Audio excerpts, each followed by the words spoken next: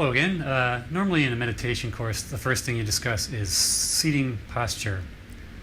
I didn't really do that other than to say that the goal is to sit comfortably and keep your back somewhat straight. And in part, that's because if you're sitting for short periods of time, you probably already have enough skill with sitting to sit for 7 minutes or 15 minutes. It becomes more important when you try sitting for an hour or doing multiple sits in a day, cumulative time more than an hour, and being motionless. I had received a lot of bad instruction for sitting. Someone with a lot of experience, who was a monk in Thailand for years, said once to sit as if my back were pressed against a wall. A bad idea. Your back needs some amount of curve to it. Not exaggerated curve, but you need some curvature to it. Here's the general concept for the back. You want to sit so that you can sit comfortably, and here's the way that I've done it, which is a small variation of what I was told. And that is, you have to experiment to find where you can sit and with using the fewest number of muscles. So for example, if I pull my weight back this way so that I'm more centered over my butt like this, I now can feel my stomach muscles tensing and some of my leg muscles tensing. If I move forward slowly, eventually I find the zone where I can relax my legs and my stomach, and my lower back is minimally tense, very light. You have to move around and find that spot. It might take you a long time. Regardless of how you sit, a new meditator will probably have some muscle strain. Don't worry about it. If it gets really bad, you could try meditating lying down until your back recovers, and then try sitting again. And as far as the upper back, I sat for several years. I'll show you the difference. Here's how I sat for several years. And I would get, on long sits, I would get muscle tension right up here in the back, my back. And here's the change that I made. Just that little bit made the difference between muscle tension and no muscle tension on hour-long sits. So that's the kind of fine-tuning that you'll have to do over a long period of time. And do the same thing with your neck. When I first sat, I would sit like this with my head back, trying to, I don't know what I was trying to do. But I can feel the muscle tension here, and so you have to move around and find the spot where your neck, your head just seems to balance with the fewest number of muscles being used, like that. And for you, it might look a little bit different. Now, as far as the chairs and your butt on the chair, you don't need to buy any cushions. So don't go out and buy, beanbag chairs or zafus or benches or mats or anything. If you have a chair, or if you have a bed, a bed that's about this high, that's a great tool to use. Sit on your bed with your feet flat on the ground. If your legs are too short, put pillows or books on the ground, or wear shoes, really soft shoes. Generally, shoes are a bad idea. So that your feet are elevated enough so that your weight is distributed from here, with some of the weight being on this part of your leg.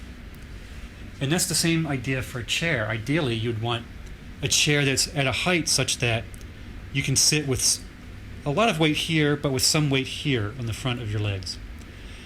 And to get that weight there, you don't want to sit with your back way back here, because all that weight is going to be here, and you'll have to use muscles to adjust your legs. But if you lean forward a little bit, very gradually, and experiment with this, you can reach a point where your back is balanced and there's some weight here on your leg, which eases the pain here.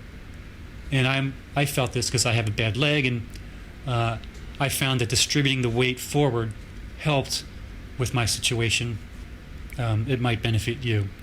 Now, if you're in a public place or at a meditation group and they have folding chairs, they're probably not going to be designed perfectly for you. So for me, my legs are usually a little bit too long, and the traditional advice is sit with your feet flat on the floor.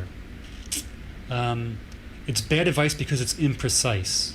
What I do is I need to have this weight distributed across this area. And to achieve that with a chair that's the wrong height, what I do is I pull the bottom of my leg in this way, which allows my leg to sit like this. My feet are still flat on the floor, but my lower leg has been pulled back under the chair a little bit. Or sometimes I'll go to the side. such that the weight can still be distributed and my feet can be flat on the floor. You can try that. And sitting pain and your legs falling asleep. Especially if you sit on a cushion, your legs are going to fall asleep. How long? Maybe within 15 minutes they'll start falling asleep. Traditionally, I've been told, don't worry about it, you won't get gangrene, your legs won't fall off. You need to be concerned if there's a sharp pain. So I had a sharp pain in my leg, and people in my meditation group said, oh, don't worry about it. I have pain in my knee, I sit with pain all the time. Well, there's no need to cause injury to do your meditation. If you have a sharp pain, try moving around. Maybe you need a special cushion. So I will show you this cushion. I have a gel pack cushion. I got that because of my leg problem, not because of meditation. And because I have it, I use it. If you do not have a problem with your legs, you don't need a special cushion like that.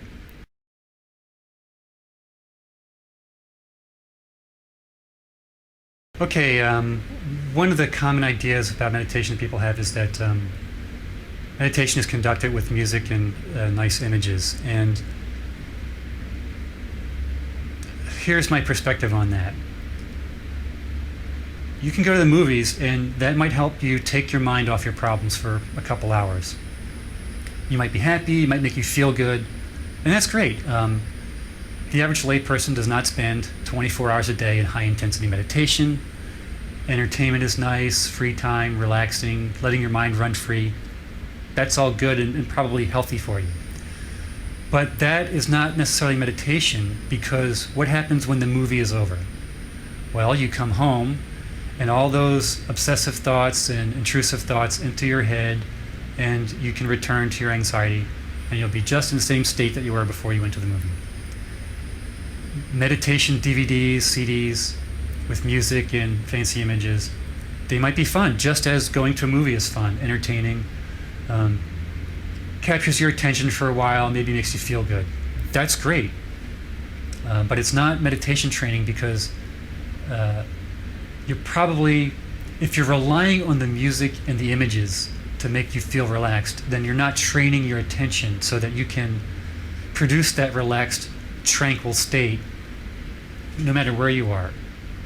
If you're walking through the grocery store, you can use your attention skills and your relaxation skills to reduce your anxiety.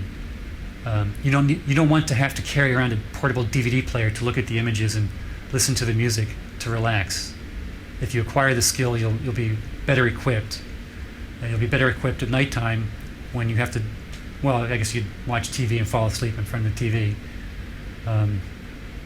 But anyway, those are my thoughts on music. It's entertainment, but it's not part of your meditation training that will enhance your skills to help you reduce stress.